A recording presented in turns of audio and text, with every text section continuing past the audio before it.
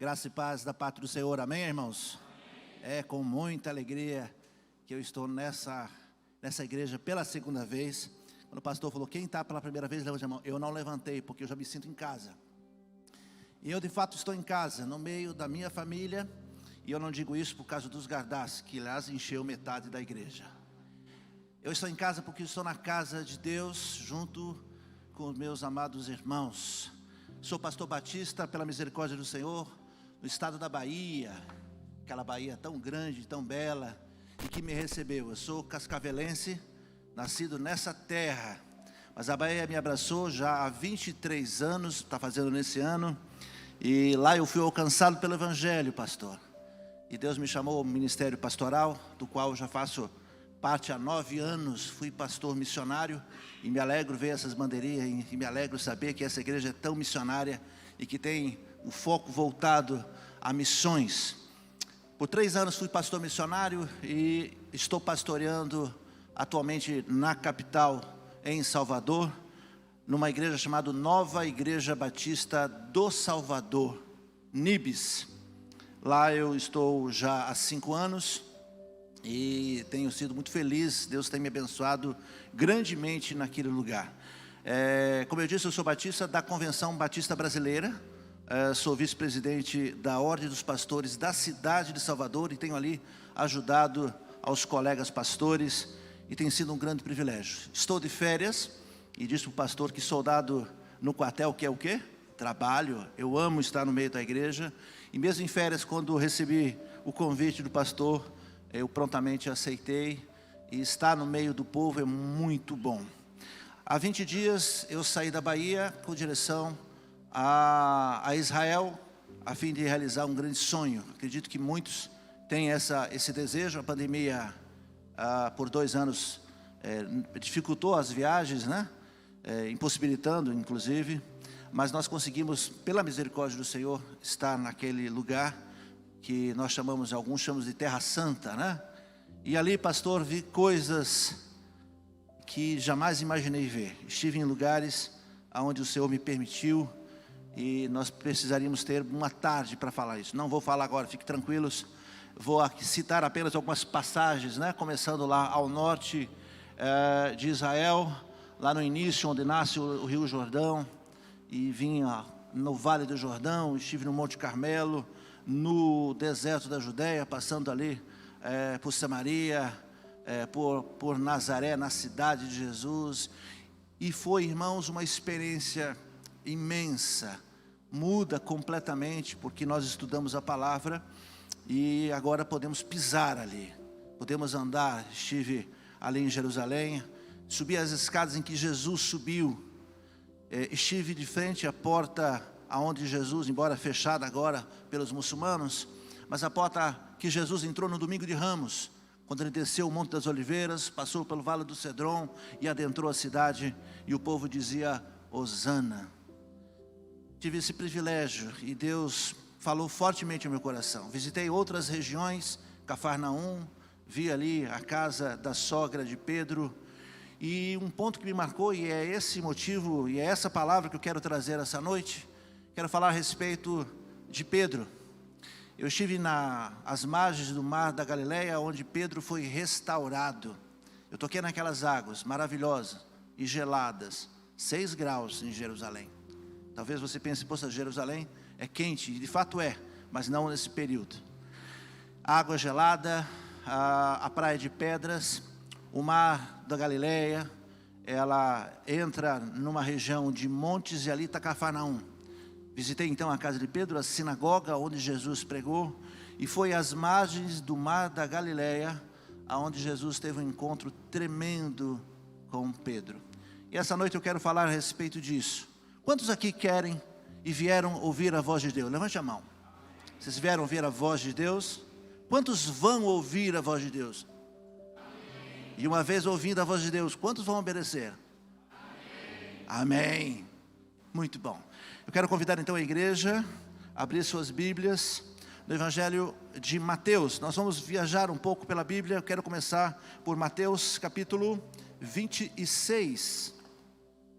Capítulo 26. Nós vamos então ler alguns trechos e eu quero contar um pouco da história desse homem tão destemido, tão pronto, tão impulsivo, tão sanguíneo que foi Pedro. E eu olho para a história de Pedro e a gente se identifica, né? Nós somos assim, às vezes tão impulsivo nas nossas atitudes, nos nossos comportamentos. Mateus capítulo 26,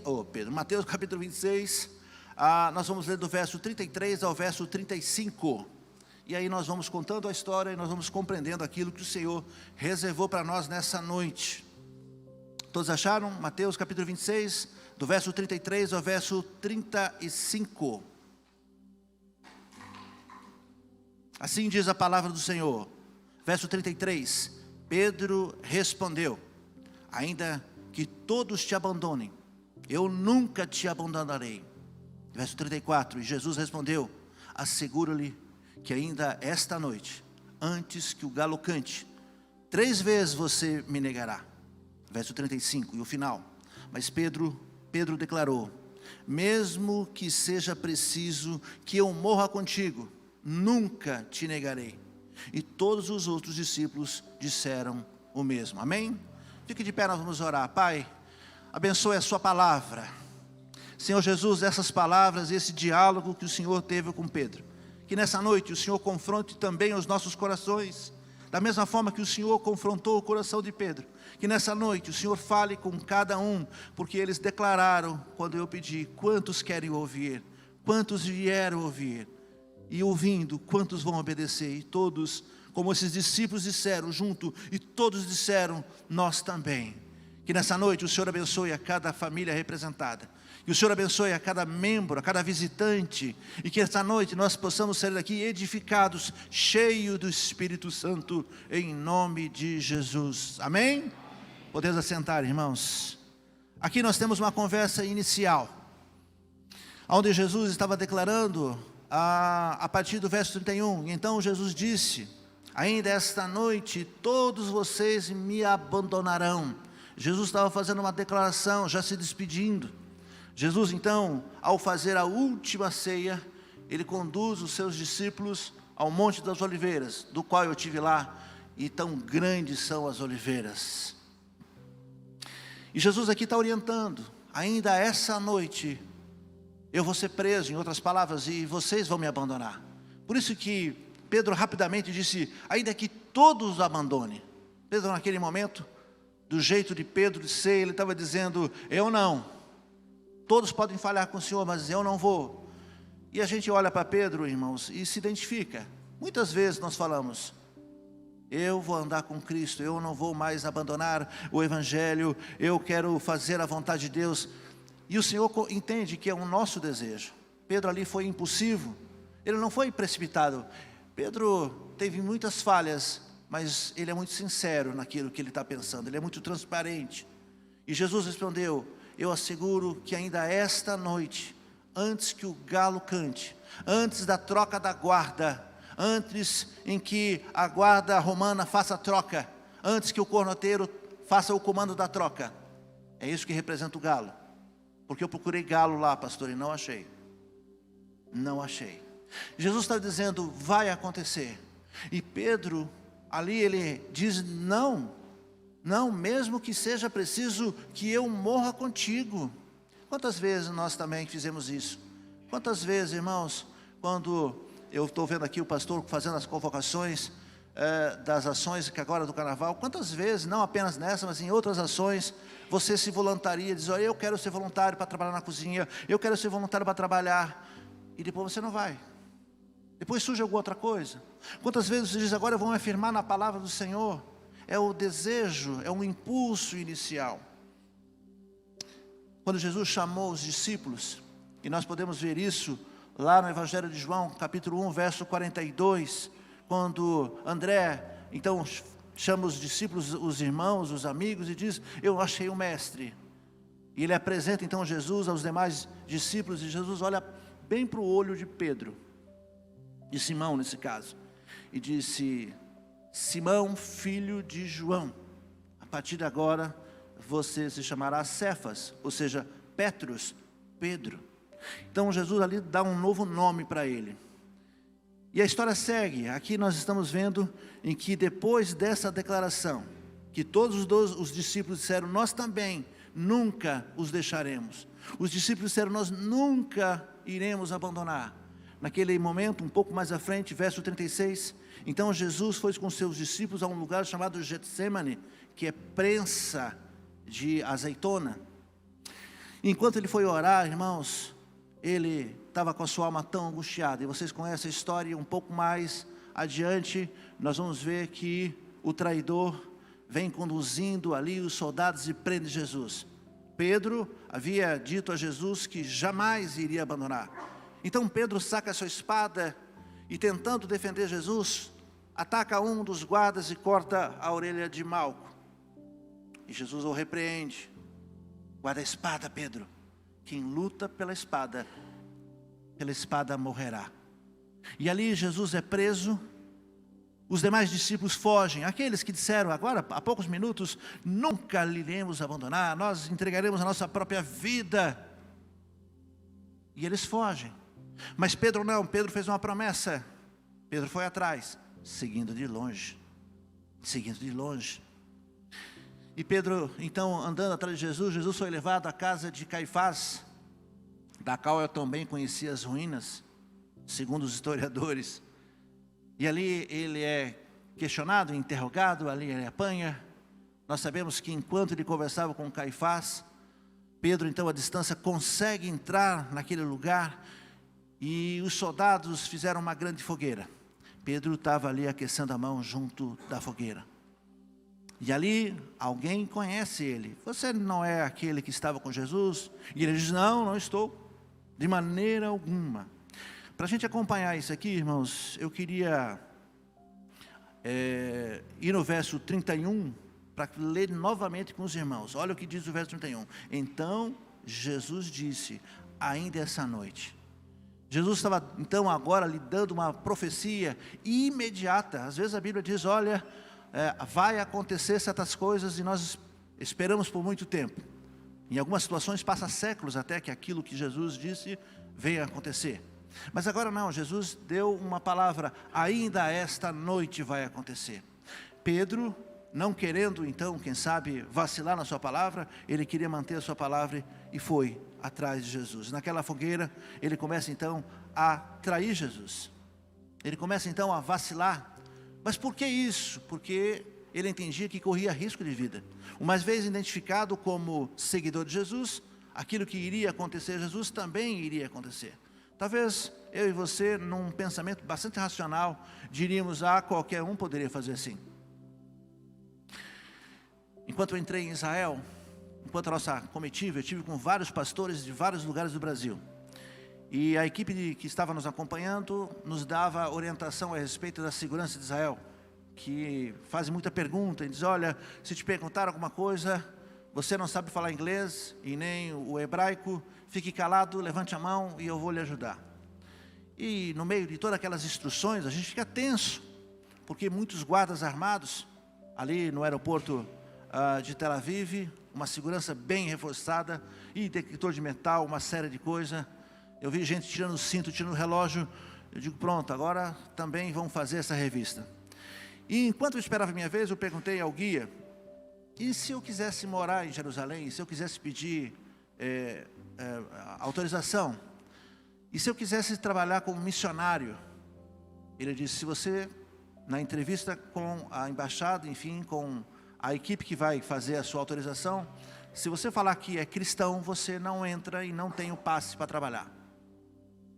E isso ficou assim no meu coração, quer dizer que eu tenho que negar. Para que eu possa fazer o evangelismo, para que eu possa falar de Jesus para os judeus, então eu deveria negar a minha fé. E olhando do ponto de vista racional, irmãos, talvez eu poderia dizer, mas vale a pena. É um preço até baixo de se pagar. Olha, eu digo que não sou crente, mas consigo evangelizar. Sabe o que acontece em nossas vidas? Nós vamos abrindo brechas, nós vamos abrindo concessões, nós vamos negociando. E uma coisa que não dá para negociar é a palavra do Senhor. Uma coisa que não dá para negociar é a sua conduta cristã. E nós vamos abrindo exceções, só um pouquinho, vai valer a pena. Eu vou mentir porque mentindo eu não vou desagradar fulano. Olha, eu não posso fazer assim, porque se eu fizer assim, fulano não vai gostar. E nós vamos abrindo brechas em nossas vidas. Pedro disse, se eu disser que eu estava lá, eu vou ser também preso. Ainda mais que eu cortei a orelha de um dos soldados, embora Jesus tenha colado. Mas vai sobrar para mim. Como é que nós estamos agindo no nosso dia a dia? Vai haver um impacto de carnaval. A luz vai penetrar nas trevas. Ali nós, povo de Deus, teremos que fazer a diferença nesse impacto do carnaval aqui em Cascavel. Será que nós fazemos diferença apenas pela nossa forma de vestir? É isso, é o seu cabelo longo, é o seu traje, é sua roupa que vai dizer que você é crente? Não, com certeza não. Embora identifique. Em Jerusalém, você consegue identificar os ortodoxos, porque eles usam aquele chapéu enorme, tudo preto, com aquelas trancinhas. Você consegue ver quem é árabe, os muçulmanos, você consegue ver quem é judeu, você consegue ver quem é judeu messiânico.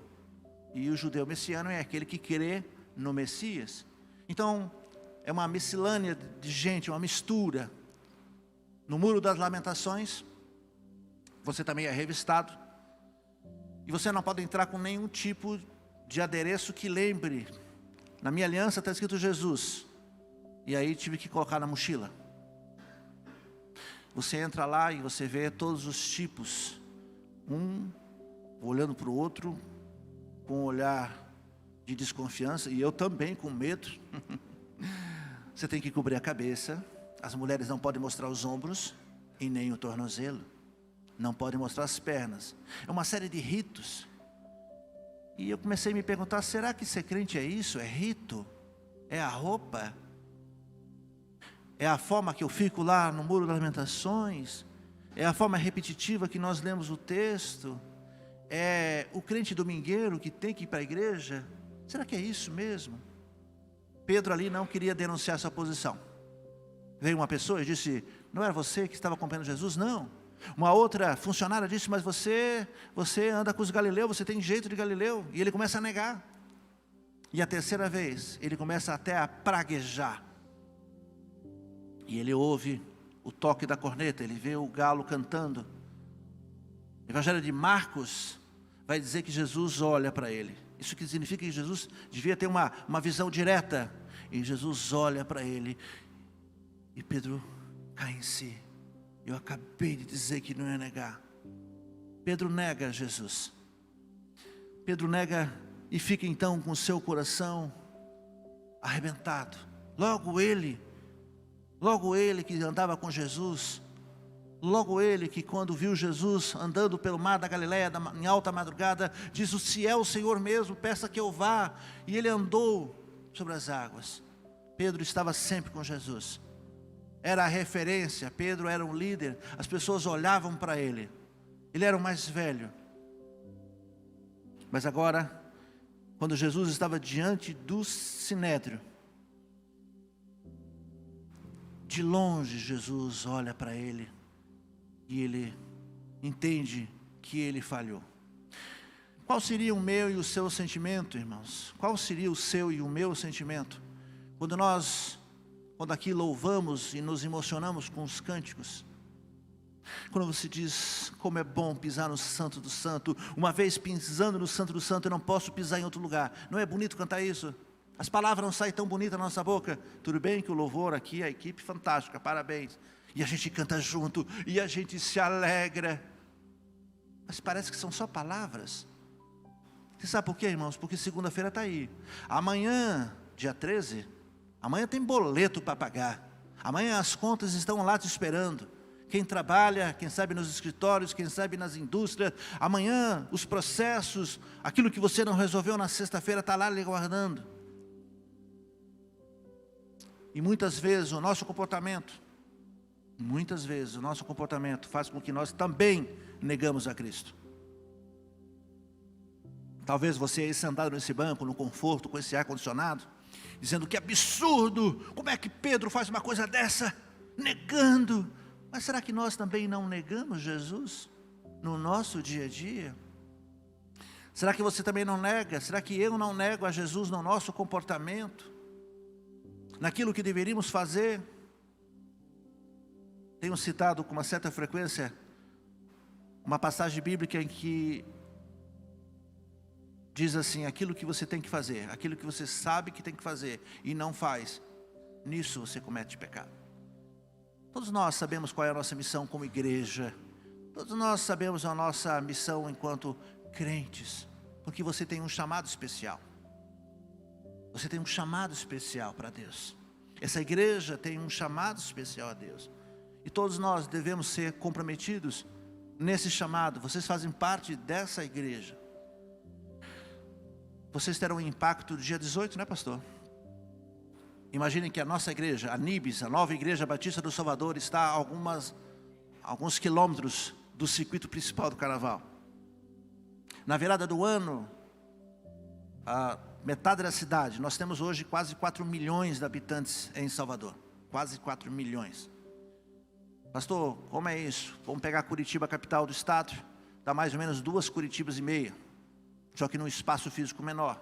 E quando eu digo em tamanho, eu não estou falando em metros quadrados, estou falando em população, o que é bem pior, porque se você tem uma parte geográfica grande, então você divide. Lá não, lá a Bahia, não sei quem conhece, Salvador é uma península, ou seja, uma ponta, de qualquer lugar que você vai, você cai no mar.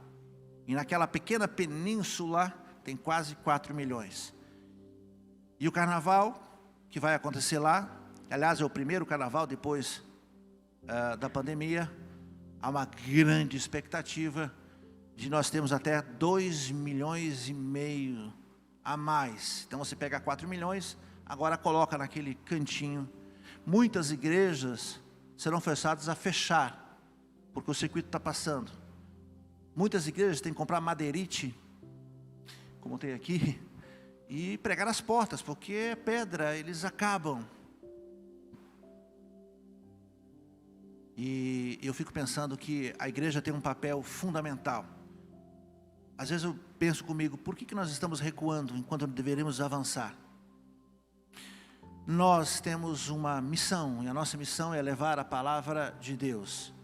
Os discípulos foram convocados para aprender com Cristo, mas agora o cenário que nós temos é: Jesus agora está sendo julgado de maneira equivocada, não deveria estar na casa de Anás. E aqueles que juraram andar com ele, correram. Pedro agora negou, porque ele foi questionado 3 vezes, e na terceira vez ele se irrita, e ele chega até a praguejar: eu não conheço esse homem, eu já disse que eu não conheço. Então nós olhamos com muito espanto: poxa Pedro, você negou. E eu repito, a igreja muitas vezes, quando não cumpre o papel do qual o Senhor chamou, negamos a Cristo. Eu queria que você pensasse a respeito disso. Nós negamos a Ele. Jesus então é preso, enquanto que Pedro ali fica naquela fogueira, negando. Foi diante de uma fogueira. E é interessante porque da agora em diante nós vamos lá para o livro de João, o Evangelho de João. Passa sua Bíblia para João. A última cena que nós temos então de Pedro é diante de uma fogueira, se aquecendo e negando Jesus. E um pouco mais à frente, em João capítulo 21, a partir do verso 15, nós vamos ver uma outra fogueira. João vai descrever essa fogueira de maneira diferente. Lembre-se, lá em Mateus, a cena que nós encerramos é ele negando, se aquecendo na fogueira. Aqui Jesus prepara uma outra fogueira para ele. Pedro, depois que nega, ele chora amargamente. Talvez você lembre da história e diga: pastor, mas não foi só ele que negou, Judas também fez pior, ou traiu. É verdade. A diferença é que o arrependimento de Judas era outro, e ele não conseguiu, e ele acabou tirando a sua própria vida. Pedro amargamente se arrependeu. Ele amava a Cristo, ele amava de todo o seu coração, como eu e você.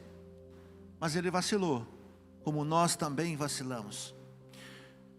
Como você se sentiria se você errasse com Cristo e o Espírito Santo mostrasse, você errou? Qual é a sua atitude? Bom, a nossa atitude primeiro é pedir misericórdia. A primeira atitude de alguém que erra não é se afastar, e sim buscar a Deus. É engraçado, pastor Eliezer, que quando um crente começa a faltar com Cristo, quando ele começa a errar, ele foge da presença do Senhor. Aliás, isso é típico do ser humano. Lembre-se lá em Gênesis, Adão, cadê você, Adão? Aqui, Senhor, o que é que você está fazendo? O que é que você está fazendo escondido aí? É porque nós estamos nus. Quem disse que você está nu? Por acaso você andou me desobedecendo, Adão? E ele disse o quê? Foi a mulher que tu me deste. Toda vez que nós estamos em pecado, nós fugimos. Não é incrível essa atitude do ser humano? Deveria ser o contrário. Deveria dizer, eu errei, Senhor, misericórdia, olha o que eu disse, Senhor, eu faltei com a verdade, Senhor, quando aquele carro me ultrapassou, eu mandei ele, sabe para onde, pastor? Lá para a ponte que caiu. Nós não temos esse momento de fúria, ou é só comigo, pastor? É só eu? Levante a mão se você também teve esse momento de fúria. É, irmão, só vocês. Ser humano é assim. Tem hora que você fala. E qual deve ser a nossa atitude? Dizer, Senhor, perdão, olha o que eu falei, Senhor, o Senhor está vendo do meu... Deve ser assim. Você não pode dormir sem confessar seus pecados. Pedro errou. Jesus ali foi condenado. Jesus foi morto. E na consciência dele, ele disse, poxa, era eu que prometi para Jesus que não era. É esse sentimento que eu e você devemos ter quando nós erramos. Não de compensação. Não, eu errei porque foi a mulher que tu me desse. Olha, eu errei porque também o cara me provocou e afinal de contas ninguém é de ferro. Nós não fazemos isso. A gente não tenta compensar. O que passou pela cabeça de Pedro? Pedro deve ter pensado, poxa, eu prometi ao Senhor que morreria por ele, mas eu fui tão covarde e neguei, e não uma, duas, 3 vezes. Jesus foi condenado, e nós sabemos a história. Ao 3º dia, ele ressuscita, amém? Maria vai ao túmulo, a pedra não estava lá. Ela corre e chama os discípulos, olha, eu fui visitar Jesus, eu fui preparar o corpo e ele não estava lá. E aí João faz essa descrição perfeita. João disse, e o discípulo que Jesus amava, correu à frente, e chegou primeiro, porque era mais jovem. Em seguida veio Pedro. E ali eles não sabem onde o corpo está. Um pouco, Maria, enquanto os discípulos voltaram para casa, Maria permanece ali e Jesus aparece. E ela diz, Rabone, é o Senhor. E ele disse, não me detenhas, avise os meus irmãos, vão adiante, eu vou encontrar com vocês.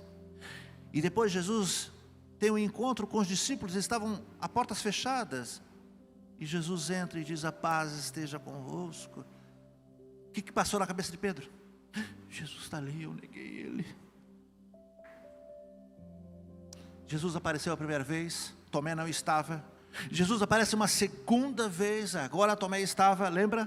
Quando Tomé olha, e Tomé diz, meu Deus, Deus meu. Pedro estava lá também. E Jesus então fez muitas aparições. Jesus ficou no meio daquele povo. Muitas pessoas viram.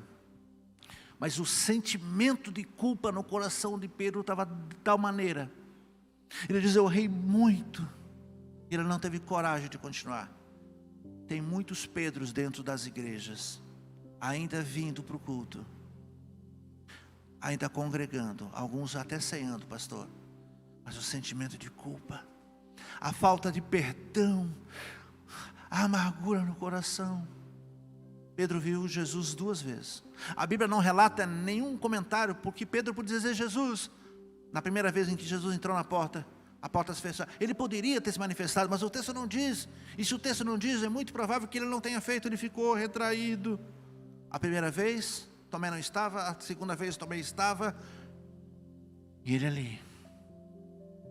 Todos os discípulos se alegraram. E provavelmente ele também se alegrou. Mas não teve coragem de fazer um concerto com Deus.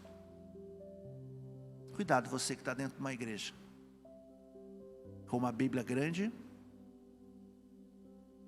usando o linguajar do crentez, se envolvendo com os irmãos, mas ainda está com algo para ser consertado no seu coração. Pedro estava assim, com um sentimento de culpa enorme, a ponto de Pedro dizer: eu vou pescar, eu vou pescar, eu vou sair daqui.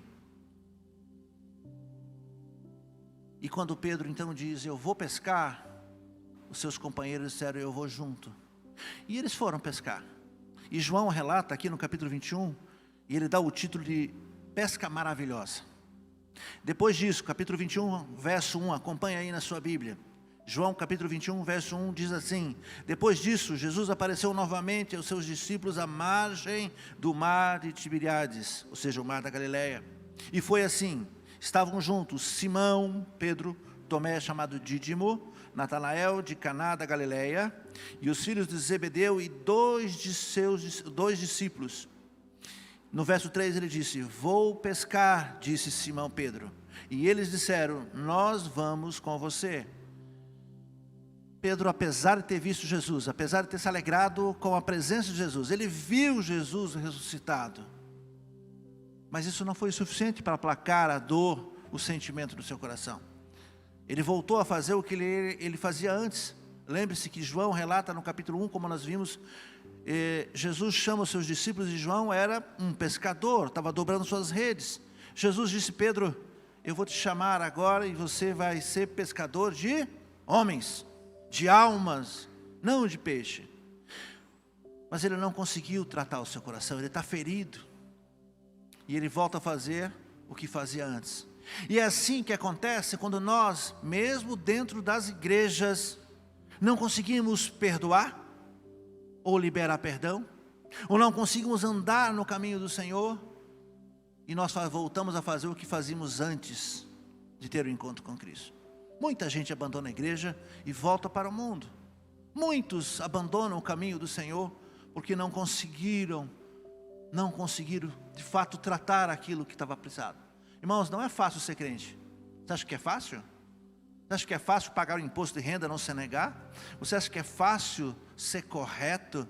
Você acha fácil que negar os nossos desejos? Eu vou dar só um exemplo muito simples, só para você descontrair. Eu estou fazendo um regime, irmãos. E sabe que Coca-Cola é uma delícia, né? A de garrafa de vidro então é a melhor.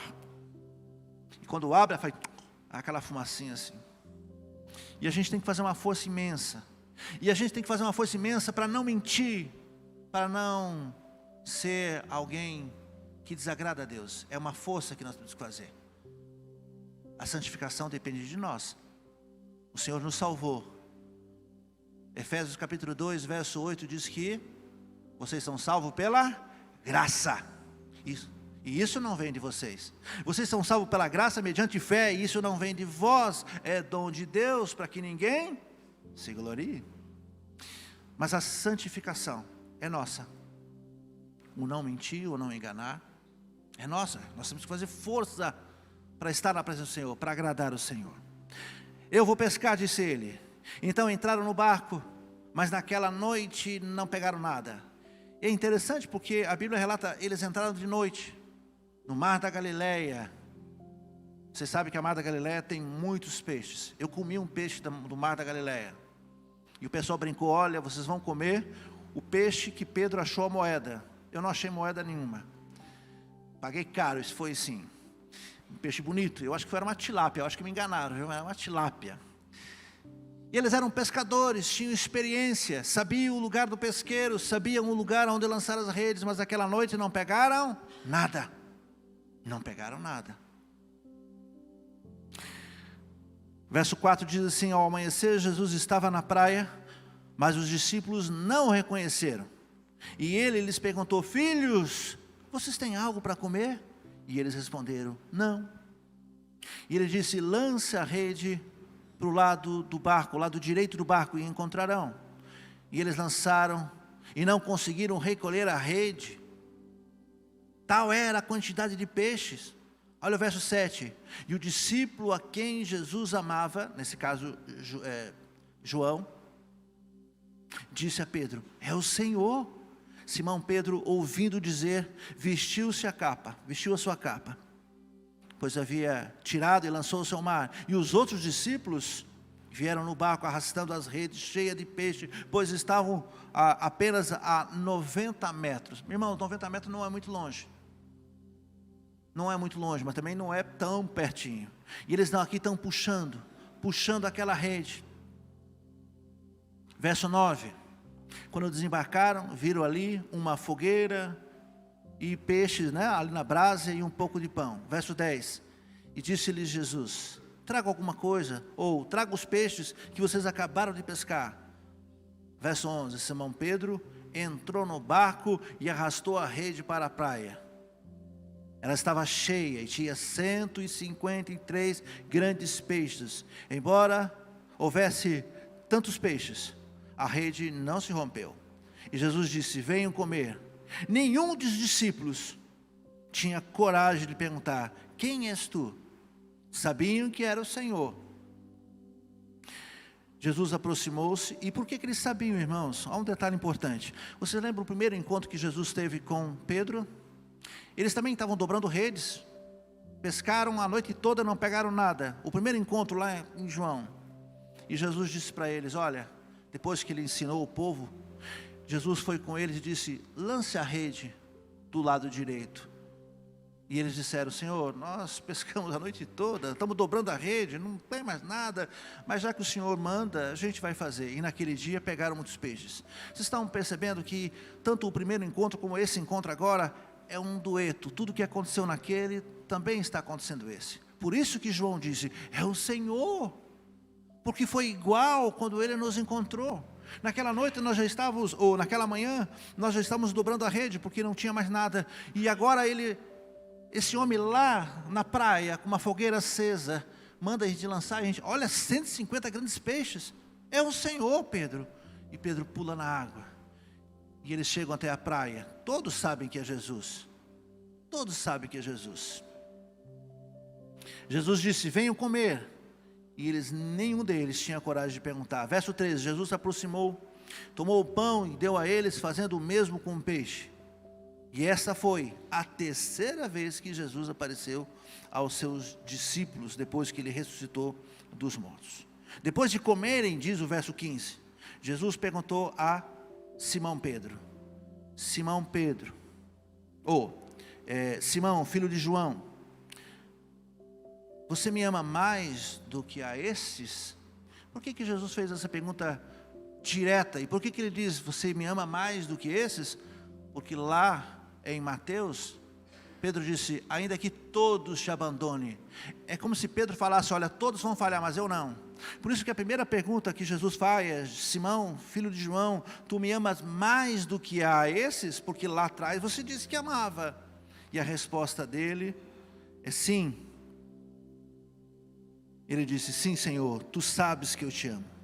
Disse Jesus: cuide dos meus cordeiros. E novamente Jesus disse: Simão, filho de João, tu me amas? E ele respondeu: sim, Senhor, tu sabes que eu te amo. E disse Jesus: pastoreie as minhas ovelhas. Pela terceira vez ele lhe disse: Simão, filho de João, tu me amas? Pedro ficou magoado, triste com Jesus, por ter perguntado pela terceira vez: tu me amas? E ele disse: Senhor, tu sabes todas as coisas, tu sabes que eu te amo. Por que Jesus perguntou 3 vezes? Porque 3 vezes ele negou. Da última vez em que Pedro estava vendo Jesus, ele estava à beira de uma fogueira, negando Cristo, negando Jesus. Agora ele está de novo à beira de uma fogueira. E da mesma forma que ele negou Jesus 3 vezes, agora 3 vezes Jesus está perguntando: tu me amas? Apacenta minhas ovelhas. Tu me ama, Pedro? Talvez nessa noite o Senhor esteja perguntando a nós aqui, Igreja Batista Independente: tu me amas? Tu me amas? Sim, nós amamos o Senhor. Então faça a obra que eu tenho mandado vocês fazer. Como igreja, membros dessa igreja, vocês amam a Jesus? Vamos tentar mais uma vez? membros dessa igreja, vocês amam a Cristo Jesus? Apacenta as ovelhas do Senhor. Vão atrás das almas do Senhor. Não deixe ninguém para trás. Vai ser difícil? Vai. Vão perseguir? Vão.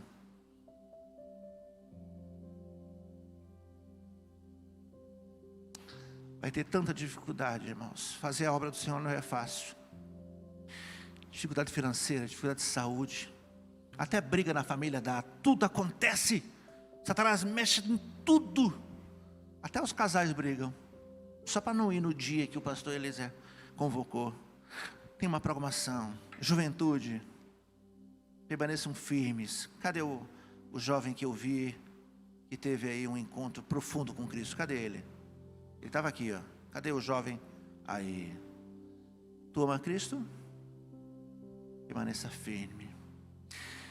E Pedro se entristece, começa a dizer, mas é claro que eu te amo. É claro que eu te amo. O que Jesus está fazendo é remontando o cenário. Aquele cenário é um cenário triste em que ele te traiu. E Jesus toma a iniciativa. Jesus corre atrás das ovelhas. Jesus quer tratar o nosso coração. Jesus quer renovar o nosso relacionamento com Cristo.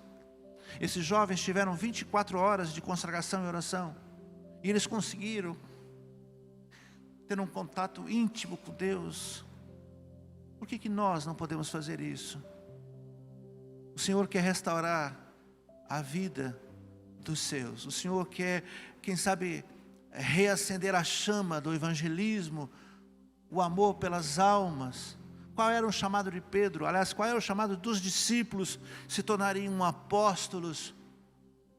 E é através de Pedro, que nós vamos ler depois desse Pedro com uma conduta emocional tão alternada.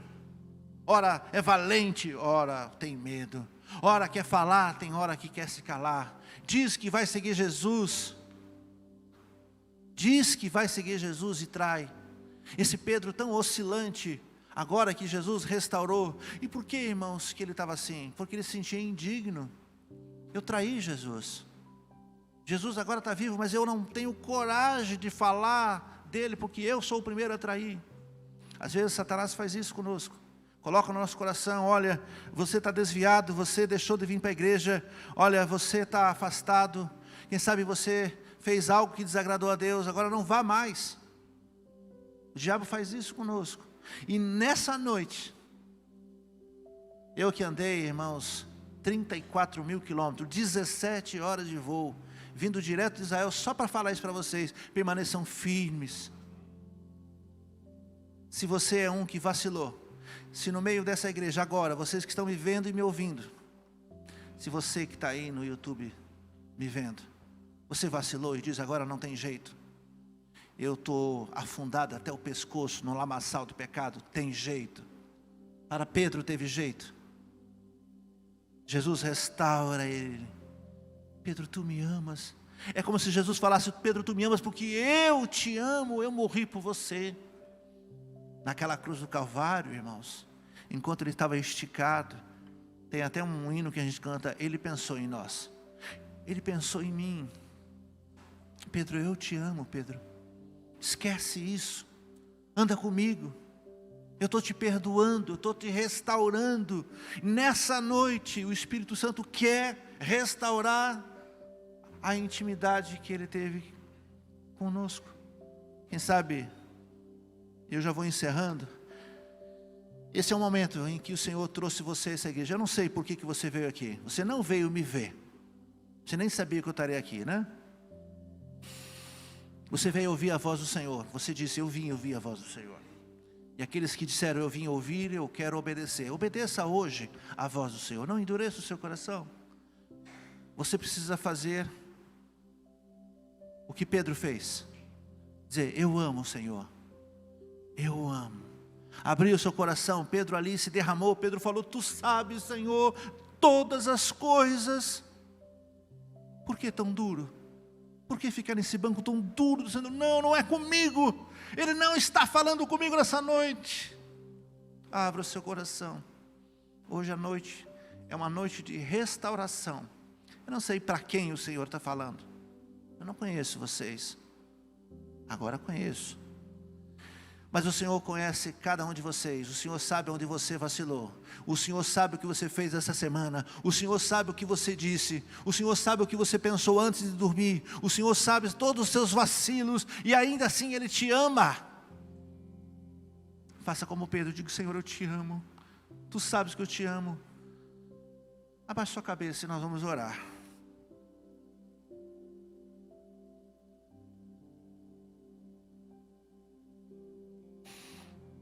Eu quero que você pense na sua semana, eu quero que você pense na sua trajetória, quem sabe nos últimos meses. Nós estamos em fevereiro, ainda dá tempo, tem todo o ano pela frente. O que será que Deus reservou para nós em 2023? Será que você vai alcançar 2024? Será que você vai completar mais um ano de vida? E é assim que você quer andar esse ano de 2023? É dessa forma, correndo, se escondendo, dando desculpa, dizendo: não, eu estou errando porque outros me provocaram? Senhor está hoje como esteve no mar da Galileia, às margens. O Senhor acendeu uma fogueira. O Senhor está assando um peixinho, tem ali um pão, Ele tem alimento para você. Ele tem conforto para você. Ele tem amor para você. Para que endurecer seu coração? Para que se voltar? Como fez Pedro: eu vou pescar, eu vou sair da igreja. Se você foi tocado por essa mensagem, não deixe de curtir esse vídeo. Inscreva-se no nosso canal no YouTube e assim você pode ter acesso a mais mensagens como essa para edificar a sua vida. E se você deseja fazer parte da nossa igreja e ter mais acesso às nossas informações e novidades, é só você baixar o nosso aplicativo no seu celular. Baixe gratuitamente. É só você abrir a loja virtual no seu celular e digitar IBI Cascavel. Ali você baixa o nosso aplicativo e tem mais acesso às nossas novidades e faz parte dessa família também. Deus te abençoe e um grande abraço.